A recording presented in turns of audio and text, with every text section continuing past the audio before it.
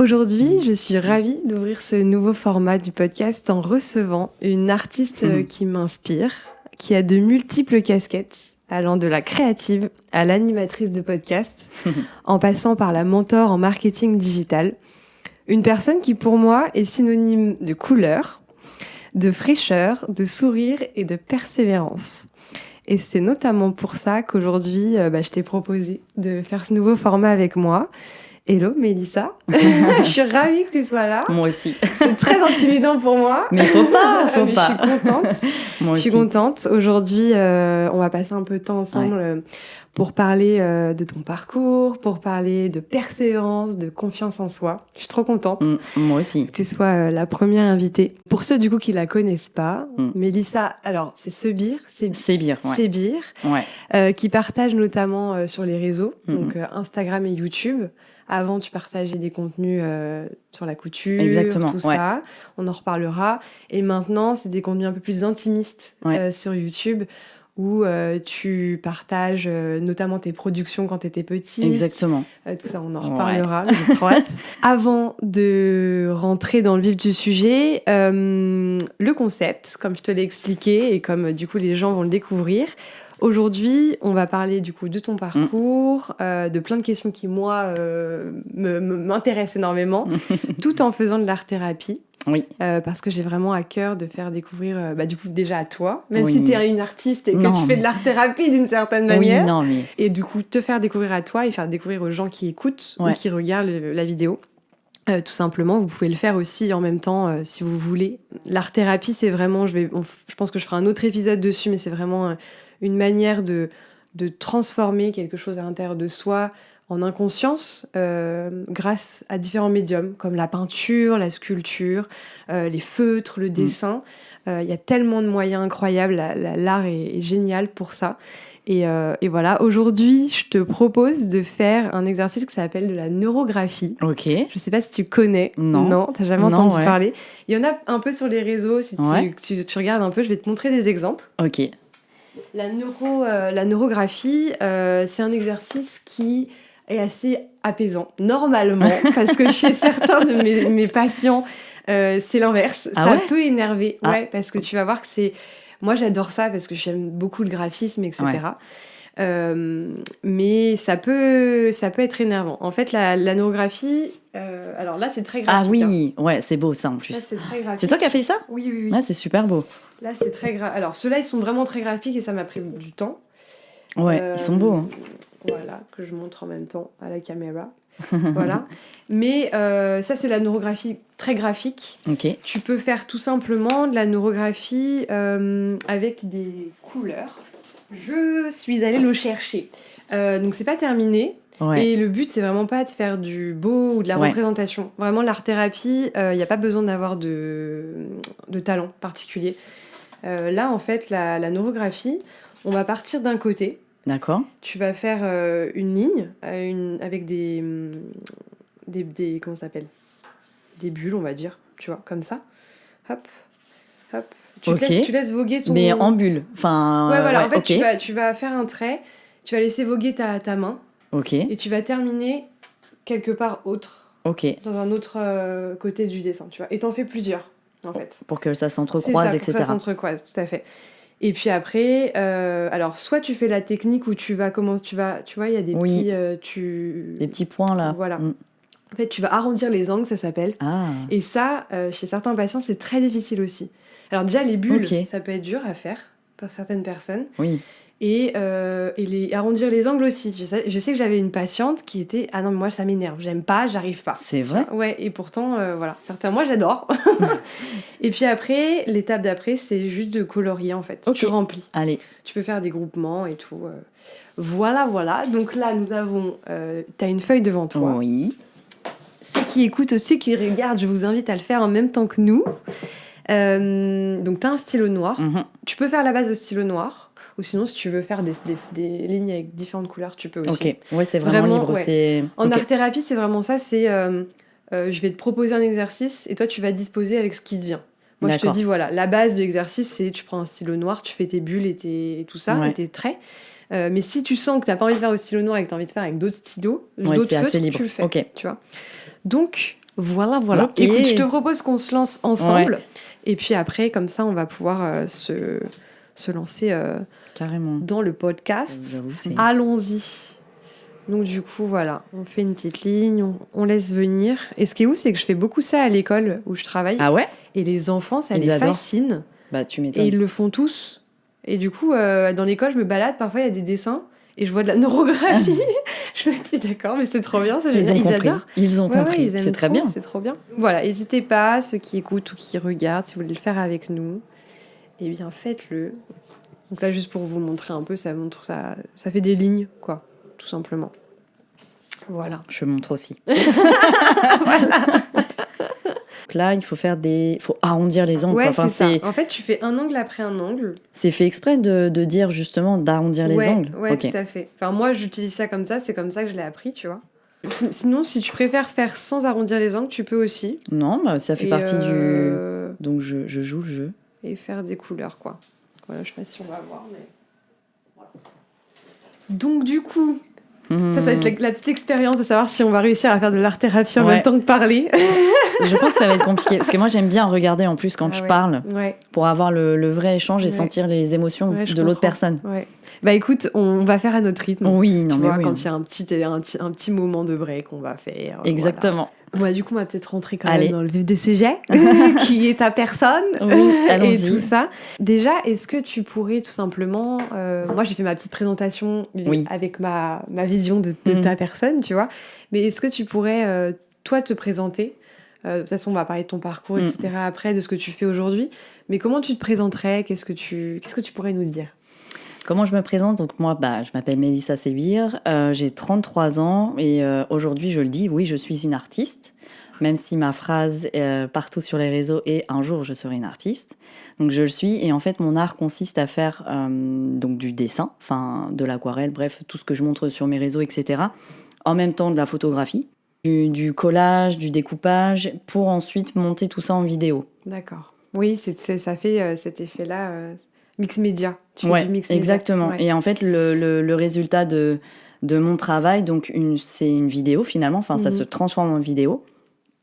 Et c'est ça mon art, au fait. C'est de créer un contenu sur un sujet précis en intégrant du dessin, des textes aussi, puisque j'écris du coup pour accompagner ce que je veux montrer, en tout cas dans la vidéo. Donc dessin, texte, photo et montage. Ouais. Ça, c'est son contenu surtout sur Instagram, du coup. Et après, t'as tout ce qui est YouTube. Oui. Où là, t'as une autre casquette encore. Ouais, YouTube, en fait, je montre l'envers des créations, justement, que je fais, parce que je trouve qu'on montre pas assez l'envers du décor dans tout domaine confondu. Et en fait, c'est dommage de ne pas montrer ça, parce que sinon, on peut pas se rendre compte du travail que c'est. Ouais. Et puis, ça permet en même temps, je l'espère en tout cas, d'inspirer d'autres personnes, justement, en se disant « Ah, mais tiens, j'ai eu cette idée, mais effectivement, ou ça m'inspire à créer. » Enfin... de vraiment être dans cette énergie positive de création. Ouais. Et notamment, je commence aussi des interviews avec des artistes sur YouTube. Donc, il y a le premier épisode qui sort. Là, il sera sorti. Ça. Ouais. Donc, je vais aller voir plein d'artistes comme ça pour parler de leur travail et toujours pour montrer cet envers du décor. Et j'aimerais aussi partir sur un concept qui sera moins fréquent sur la chaîne, mais là, quand même de temps en temps, ou quand j'aurai la chance de partir en voyage, de filmer... Pas ce qu'on voit partout, en fait. Mais vraiment, tu vois, de filmer tout l'art que je vais voir dans la ville ou dans le pays dans lequel je vais être. L'art que les artistes ont déposé, c'est ça ? Exactement. Ou moi, ce que je trouve beau, de manière générale, tu le vois sur mon Instagram, ce que je poste en story, etc. C'est une forme de poésie, de beauté... De tout type ou ce que la nature donne aussi ou uniquement les humains? Les deux, ouais. Parce que le mélange est bon finalement sur ce côté-là. Hein. Tu sais, il y a vraiment ce contraste. Tout est beau. Faut juste regarder. C'est ça. Faut juste avoir conscience, mettre de la conscience sur ce qui nous entoure en fait. Exactement. Ouais, complètement. Je suis complètement d'accord. Et du coup, on va plus parler un peu plus de ton parcours. Est-ce que t'as fait des études dans ce domaine-là? Est-ce que t'étais partie sur quoi? Ou est-ce que tu as pris un virage? Alors ça va être intéressant de revenir, d'expliquer ça, parce qu'effectivement, dans ce que je fais aujourd'hui par rapport à il y a 2 ans, avec la couture, beaucoup me disent « Ah, mais vous faites une reconversion professionnelle. » Non, c'est la continuité. C'est une continuité. Et c'est surtout que la base, moi, effectivement, j'ai réalisé un bac art appliqué. Donc aujourd'hui, je pense que ça s'appelle ST2A, enfin c'est pareil. Ok. Après, malheureusement, j'ai pas réussi à rentrer dans les écoles dans lesquelles je voulais rentrer. Donc moi, j'avais essayé des concours d'architecture. Parce qu'aujourd'hui, je sais pas comment c'est, mais à l'époque, c'était sur concours. Okay. Ensuite, j'avais demandé dans des écoles de design, etc. Je voulais vraiment partir dans la création de design. Enfin, je suis une amoureuse du design et tout ça, donc voilà. Je n'osais pas me lancer sur des écoles qui proposaient de l'illustration, parce qu'en fait, je me trouvais trop nulle par rapport à mes camarades qui sont encore excellents. D'accord. Donc je suis partie dans l'entretien et l'aménagement paysager parce que j'ai pas eu le choix. C'est post-bac à l'époque qui a choisi pour moi. Présenté à toi vraiment. Exactement. Tous les choix, il m'a resté ça. Voilà. J'ai commencé à travailler dans le paysage forcément. Mais j'ai toujours été passionnée par... je dessinais en parallèle. Enfin, voilà, c'était mon truc. Connectée à la nature quand même, du coup, d'une certaine manière. Non, mais il y a un vrai lien. Ouais, c'est ouf. Tout a un lien, même après avec la marque que j'avais fait. Ouais. Parce que c'est pareil, quand j'ai switché sur la marque, on me dit « Ah, mais ça n'a plus rien à voir !» Alors oui et non, puisque c'était une marque éco-responsable, l'environnement... Ouais. Si, mais vous l'avez pas capté. Pas attention. Voilà. C'est exactement ça. Pour moi, c'est très logique. Donc bon, j'ai pris ce que j'avais à apprendre, j'ai redécouvert la nature, on va dire, plus... Enfin, j'ai appris à la connaître scientifiquement déjà, donc c'est important. Et je trouve qu'on a un manque de connaissances là-dessus qui est vraiment dommage. J'ai appris à écouter, à voir, à regarder ce qu'on ne regarde pas, à regarder justement la beauté de la croissance d'un végétal de manière générale ou du développement. Mais en fait, la nature, elle est faite justement pour vivre et survivre. Donc, elle a mis en place des codes couleurs, Là, parfois, dans les racines, etc., ils éjectent de la toxicité pour tuer les autres. Enfin bref, il y a tout un truc. Finalement, je suis contente d'être allée en aménagement paysager, en entretien en aménagement, parce que ça m'a appris plein de trucs. Et que finalement, tout mon parcours est lié. De la mode au début, à l'art, ensuite à l'aménagement. Ensuite, je suis retournée sur la mode. Et là, je suis dans l'art et la communication. Et c'est dingue parce que ce qu'avec la nature et tout, moi, je me le dis souvent quand je regarde ne serait-ce que le ciel, tu vois. Je me dis, mais waouh, les couleurs, est-ce qu'on peut... C'est incroyable. C'est un tableau à ciel ouvert, quoi. Quand on lève la tête, bon, sauf quand il fait blanc mais il y a plein d'autres choses à regarder, en fait. Et autre chose, quand je t'ai entendu parler, ça m'a fait penser à un exercice d'art-thérapie qu'on fait, que j'ai appris, qui est de représenter sur plusieurs formats l'évolution d'une plante. Et c'est un exercice incroyable à faire. Qui est que vraiment on représente la terre comme tu veux, puis tu pars de la graine, c'est ça, même pas du micro petite particule, enfin voilà, la petite graine, et après petit à petit tu représentes les différentes transformations jusqu'à ce que la graine elle meurt en fait. Et même c'est intéressant de prendre une plante qui a des fruits pour qu'elle dépose ses fruits sur la terre et que ça reparte pour que ça fasse un cycle, tu vois. Donc voilà, ça m'avait pensé à ça. Exactement. Et en fait, c'est vraiment sur... moi, c'est ce que j'avais notamment vraiment relevé quand j'étais dans le paysage, c'est que les gens n'arrivent pas à comprendre que le végétal est un être vivant. Et qu'en fait, il a un rythme, un cycle de développement comme nous. Et que souvent, j'entendais, oui, mais il fleurit pas, machin. Mais en fait, il est encore trop jeune pour fleurir. Il faut lui laisser le temps de sa maturité de reproduction, en fait, comme nous. Mais il y a une vraie méconnaissance. Oui, bien sûr. Il y a une méconnaissance et je pense qu'il y a un énorme paradoxe avec le fait que... Alors, peut-être que je me trompe, mais aujourd'hui, la société dans laquelle on est, elle est très fast, très... tout doit aller très vite, tout tu vois, même dans la consommation de nos aliments. Exactement. On va prendre une banane qui est pas mûre et on va la vendre. Tu vois, tout doit être fast. Et quand on se reconnecte à la nature... on se rend compte qu'il faut qu'on aille doucement et qu'en fait, il y a un rythme à avoir. Exactement. Il y a un cycle, tu vois, même à l'intérieur de nous, biologique, etc., tu vois. Du coup, on va revenir au sujet. Donc, du coup, tu as fait ces études-là. Je vais te passer un objet, tu vas me dire si tu... Ouais, vas-y. Tu te souviens de ça ? Les chouchous. Mais oui. C'est un chouchou que j'avais fait dans ma collection, Parce que pour la petite histoire, du coup, j'ai rencontré Mélissa. Alors, si je me trompe pas, c'est dans un marché de Noël. Oui, j'allais dire c'était un marché de Noël. J'aime bien me balader dans des petits trucs comme ça. Et je t'ai rencontré sur ce marché de Noël. Et à l'époque, donc t'avais ton entreprise où tu faisais de la couture, tu faisais tes propres habits, tu faisais tout. Donc tout ça, ça a été fait par toi-même. Oui. Et je l'ai toujours, parce que j'aime beaucoup. Et du coup, ça fait une bonne transition qui est que... Comment t'en es arrivé à là? À quel moment t'as décidé de faire l'entrepreneuriat? Il y a plusieurs questions en une, mais est-ce que tu peux nous raconter encore ce parcours-là d'entrepreneur? Et voilà. En fait, déjà, je me suis toujours dit que quand j'étais plus jeune, que j'aurais un master et que je serais entrepreneur. Bon, j'ai pas de master, mais je savais que j'allais entreprendre. Et en fait, c'est venu à moi vraiment pas sans que je m'en rende compte, mais c'est venu à moi très naturellement, dans le sens où j'ai été salariée avant de me lancer dans l'entrepreneuriat, etc. Et en fait, voilà, je voulais des postes... directeur, gestion d'agence, des choses comme ça, forcément, puisque j'ai toujours eu ce tempérament à vouloir gérer, être dans l'action. Je suis sur le côté working girl. Pour moi, go girl, j'adore. Pour moi, oui, je suis carriériste. Je le dis assez ouvertement. J'ai eu du mal à le dire, mais aujourd'hui, c'est un fait. Je suis carriériste. Ça fait partie de mes objectifs de vie et je suis très alignée avec ça. Et tout le monde dans mon entourage aussi, c'est ce qui fait aussi ce que je suis, en fait. Et souvent, les gens, ils veulent... Tu sais, on dissocie souvent une femme carriériste, oulala, c'est pas bien, non, en fait, c'est ce qui te fait et ça fait pas... je suis très contente d'être comme ça. Pourtant, les hommes, on dit pas ça. Non, c'est le problème. Et de ce fait, j'ai toujours été passionnée par la mode. D'ailleurs, j'en avais fait une vidéo autoportrait sur mon Instagram où je dis « J'ai toujours été passionnée par la mode, blablabla. » Ouais. Et je pense que les gens l'ont vu au travers de tout mon contenu depuis tellement d'années. Et en fait, j'étais, à l'époque, jusqu'à 2018, j'étais vraiment devenue une trop grande consommatrice de vêtements. D'accord.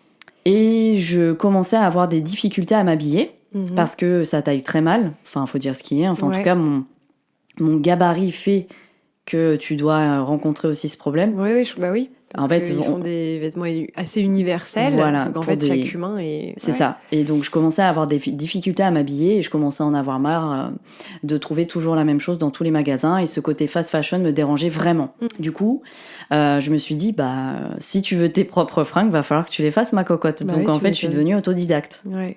Et là, j'ai commencé à me dire, à partager donc sur mes réseaux. Et en fait, ça a intéressé des gens. Et je me suis dit, écoute, lance-toi dedans. Et c'est là que j'ai commencé à rentrer dans le monde de l'entrepreneuriat. Et tu sentais que ça te faisait vibrer à ce moment-là ou c'est à juste ce moment-là, oui.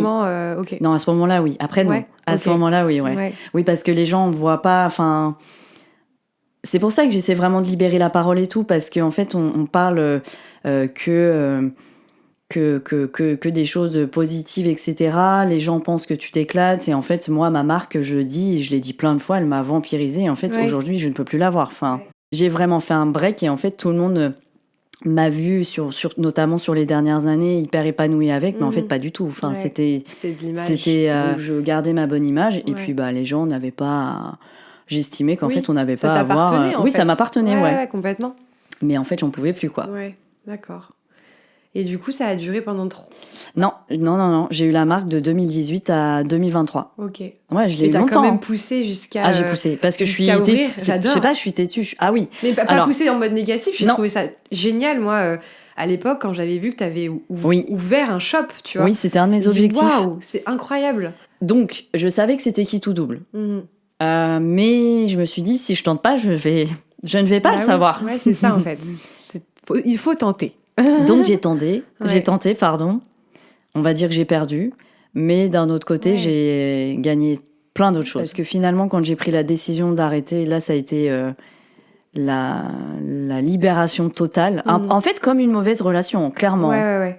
J'étais tombée dans ce schéma toxique où je n'étais plus du tout épanouie, où c'était un vrai problème de gérer cette entreprise qui n'arrivait plus à se développer.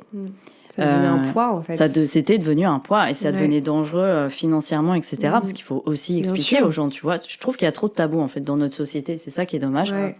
Mais à un moment, j'ai dit stop. En fait, j'ai dit stop quand j'ai vu que je n'étais plus aussi solaire et positive que je l'étais habituellement. Mais ça, c'est un bon indicateur. Ouais. Même dans les relations en général. Bien sûr. Quand tu sens que tu t'éteins, moi, c'est vraiment un truc que je travaille beaucoup, comme je disais tout à l'heure. C'est vraiment ce truc de quand sens que tu éteins, quand ta flamme à l'intérieur de toi, elle s'éteint.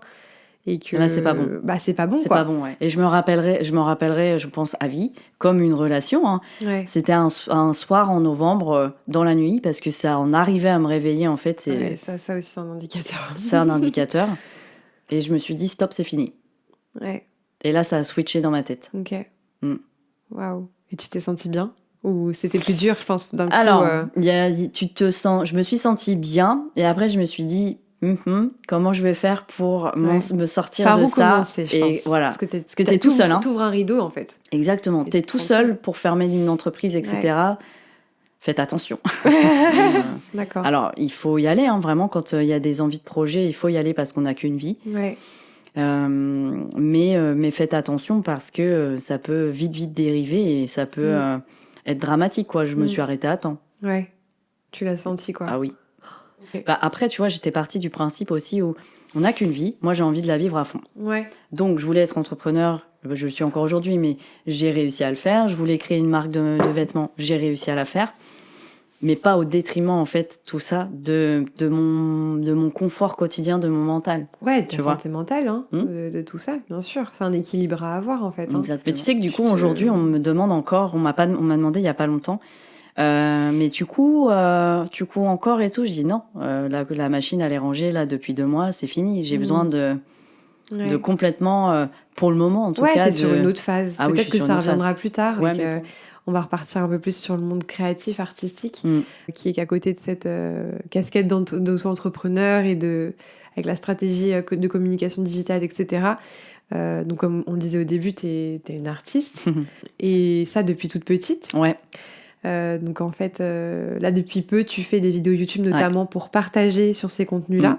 Oui. Ce que je peux te proposer, c'est que... Tu veux que j'en sorte un ? Ouais. Tu peux en sortir un et comme ça, je vais pouvoir partager aux gens qui écoutent et surtout qui regardent comment est-ce qu'en art-thérapie, moi, je fonctionne. Bon, là, en l'occurrence, on va parler d'une œuvre que toi, t'as faite quand t'étais petite. Toute petite. Voilà. Ouais, celle-là... attends, je sais plus c'était quel âge. 5 ans et demi. D'accord. T'as mis les âges ? Oui, ma mère, elle écrivait tout. Ah, c'est génial. Attends, c'est quoi ? 19-03-97. Tu sais que c'est 5 jours après ma naissance. Ah non. Bah, en fait, ça va être cool parce que moi, je vais pouvoir partager un peu comment je fonctionne en art-thérapie. Ok. En art-thérapie, moi, je vais jamais, projeter quelque chose. Je vais jamais dire, ah tiens, là, t'as fait un arbre rouge, oulala, il saigne, tu vois. Là, c'est beaucoup de projections. Ok. Je vais surtout t'amener, ou amener la personne que je suis à se poser la question de ce qu'il a fait, ce qu'il a ressenti. S'il y a des choses qui viennent, tu vois. Ouais. Et bon, là, en l'occurrence, je vais te poser cette question-là sur ce dessin-là, mais nous, on travaille sur des productions qu'on fait sur le moment. Oui, à l'instant T. Ouais. Là, c'est une production que tu as fait quand tu étais petite, donc à moins que tu te souviennes exactement. Mais qu'est-ce qu'aujourd'hui, tu peux me dire sur ce dessin, qu'est-ce qui te fait ressentir ? Qu'est-ce que tu peux me dire ? Moi, je l'aime beaucoup, il fait partie de mes préférés. D'ailleurs, c'est ce que je disais dans la vidéo, enfin, je t'ai pris ceux qui font vraiment partie de mes préférés. En fait, ce que j'aime, c'est que quand t'es enfant, finalement, en tout cas, à ce moment-là, pour ce dessin, même pour tous les autres, c'est que tu te dis comment je vais réaliser ces vaches. Ouais. En fait, ce que j'aime, c'est l'innocence, justement, de l'enfance, malgré tout, où tu vas retranscrire ce que t'as en tête à ta façon. Ouais. Et c'est ça qui est beau. Ouais. Et tu t'es pas lié par le jugement, les cases, non, pas du tout. La représentation, surtout. Tu vois, c'est ça qui est intéressant avec l'art-thérapie aussi, c'est... moi j'invite vraiment les gens à se reconnecter à cet enfant-là qui est dénué en fait de toute représentation, de toute case. Moi je le vois à l'école.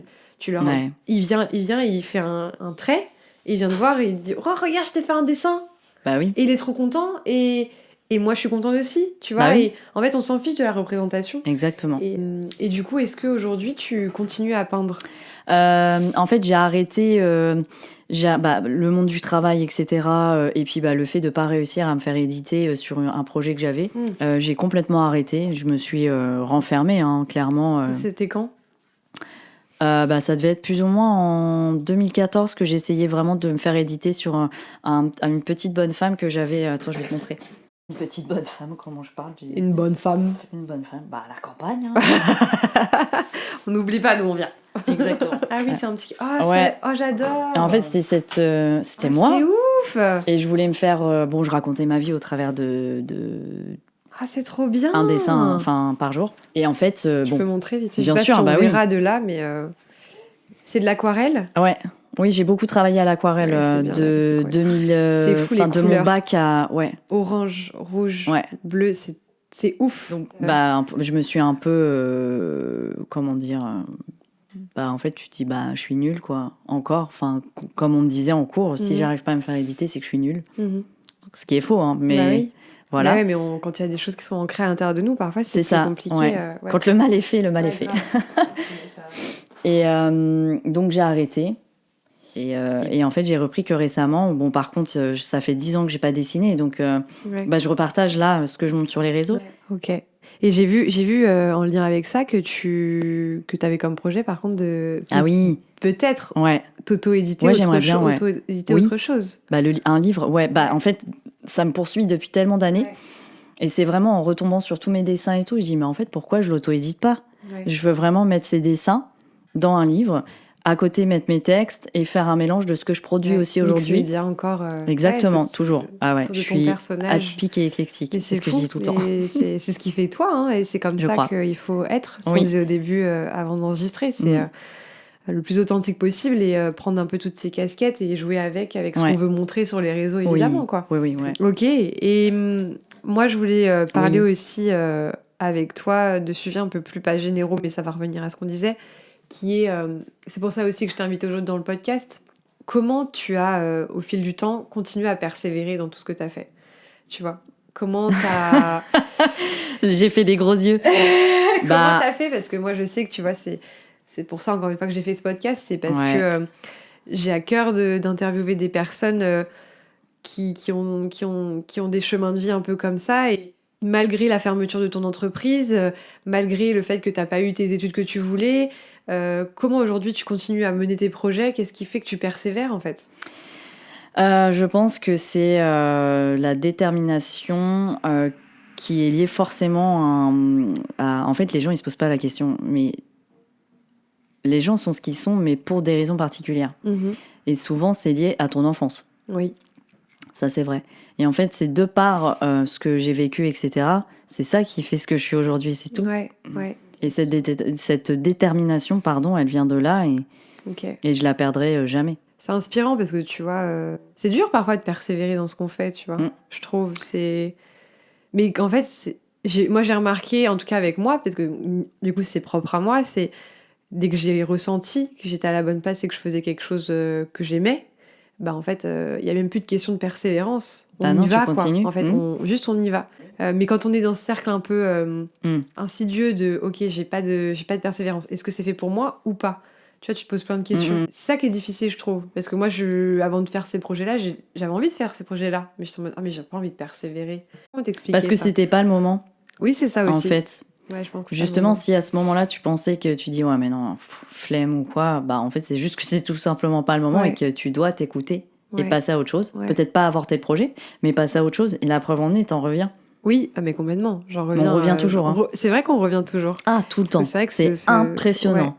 C'est vrai que ce format-là, je l'avais déjà fait, je t'avais montré il y a plusieurs années. Et en fait, on revient à ça, quoi. Et ça revient... je fais un lien aussi au fait... on en parlait avant, mais le fait des cases, tu vois, on veut rentrer dans des cases, et je pense que c'est ça aussi qui est contre-productif pour être persévérant dans ce qu'on fait. Exactement. En fait, moi, ce que je me dis, c'est que de toute façon, c'est impossible de plaire à tout le monde. Ouais, c'est vrai. Ouais. Bon, fais ta vie. Ouais. Tout simplement. Tout simplement. Non, mais en fait, ce qui m'ennuie aujourd'hui, c'est que je vois énormément de gens souffrir, mais pour des trucs tellement ridicules, alors qu'en fait, la vie, elle est courte. Ouais. On est nos propres bourreaux, je pense. Aussi, oui, mais totalement. Tu vois, même le fait de faire ce que tu as envie de faire au travail, il y en a plein qui font des jobs qui les font souffrir, quoi. Si on a envie d'être heureux, bien évidemment. Il faut suivre son cœur, quoi, tout simplement, et des choses qui nous font vibrer. Je pense qu'on arrive à la fin. Est-ce que toi, t'aurais un peu un message final ou t'aurais envie un conseil ou un message à faire passer pour la fin de cet épisode ? Pas vraiment d'autres messages, parce que finalement, il y en a eu pas mal de dit dans cet épisode, mais vraiment c'est facile à dire, ne pas hésiter, etc. Mais ça viendra avec le temps aussi. Je pense qu'il ne faut pas vouloir aller trop vite. C'est ce que je pense au fur et à mesure, tu sais, à force d'avancer moi dans ma propre vie. Ouais. Et mais de s'écouter, oui, avant tout quand même. C'est un truc dont je m'en rends vraiment compte, moi, au fil du temps, justement, que ça prend du temps, en fait. Oui, ça prend du temps, en fait. C'est difficile parce que c'est frustrant d'une certaine manière parce qu'on voit les problèmes ou du moins ce qu'on aimerait faire évoluer. Ouais. Mais en fait, c'est difficile d'accepter que ça prend du temps. C'est ça. Que ce soit dans les relations, que ce soit sur soi-même, que ce soit dans les projets qu'on entreprend. Moi, je le vois, j'ai eu du mal aussi à me lancer parce que j'avais envie que tout se fasse tout de suite. Tu vois, l'idée de cet épisode est de Dessine-moi une histoire.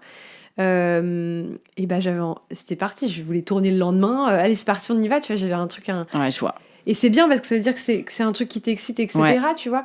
Mais en fait, ça prend du temps. Et puis là, ça prend du temps aussi pour que ce soit à l'image que tu veux. Oui. Le premier ne sera pas le deuxième, le troisième. Exactement. Et ça se perfectionne au fil du temps. On le disait avant d'enregistrer le podcast, en fait, enfin l'épisode. Je l'ai vu aussi avec mes ateliers d'art-thérapie. Exactement, bah oui. C'est ça. C'est que tu vas faire le premier, ok, lance-toi. C'est ça. Ce sera fait avec le cœur, avec ton image, ose.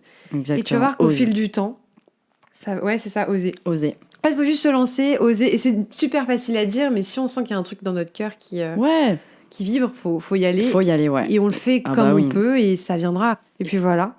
Bon, alors cet exercice... j'ai plus avancé que toi. T'as plus avancé que moi. Hein. Ouais. En vrai, c'est un peu difficile de faire de l'art-thérapie. Mais c'est bien. Notamment s'il y en a en face qui ne connaissaient pas la neurographie et qui ont fait peut-être en même temps que nous. Écoute... Merci. Merci à toi. Ça me fait vraiment plaisir que tu m'aies invitée, etc. pour parler de ça. Et puis j'espère effectivement que nos échanges en inspireront d'autres et aideront peut-être certains à avancer dans leur questionnement. Bien sûr. Et moi, en tout cas, ça m'aura déjà inspiré. Toi aussi, ouais. Et puis, c'est que ça inspire aussi les gens, c'est sûr. Bah oui, mais c'est le but. D'oser, de se lancer. On teste, en fait. Je suis convaincue qu'on est là pour expérimenter. Oh oui, encore une fois, la vie est trop courte, allons-y. Hein. On est dans je vois ça un peu comme un jeu, même si c'est difficile, mais un jeu où on expérimente, on essaye, on y va, quoi. Donc merci beaucoup, parce qu'aujourd'hui, je pense que t'en as inspiré plus d'un, et tu m'as inspiré... regarde. Et tu m'as inspiré, moi. Mais c'est très bien, ça me fait plaisir. Au revoir, baby. Mon cœur. Oula, qu'est-ce que c'est ce bazar? Ah bah oui. Oula là. Allez suivre Mélissa, vraiment. Elle est très inspirante. Elle est pleine de couleurs, comme je l'ai dit au début. Et puis, elle est elle-même, et c'est ce qu'on recherche aujourd'hui, c'est dont on a besoin, quoi, en fait. On parlait, du fait des personnages sur les réseaux. Ouais. Mais on en parlait d'ailleurs aussi avant d'enregistrer, et comme je rebondis sur le fait de je suis ce qu'on voit sur les réseaux, quoi. Ouais, c'est ça. Je suis plus drôle en vrai. C'est ce que je dis tout le temps. Mais encore, parce que franchement, sur tes petites vidéos, Ouais, sur les YouTube, j'essaye de me libérer justement du regard et de me dire, mais en fait, je m'en fous, je le fais pour moi, et je pourrais voir ça dans 10 ans, et c'est très bien. Libérez-vous du regard des autres. Ouais, carrément. Ça, merci beaucoup. Merci. Je suis ravie. Trop bien. Je peux te faire un câlin.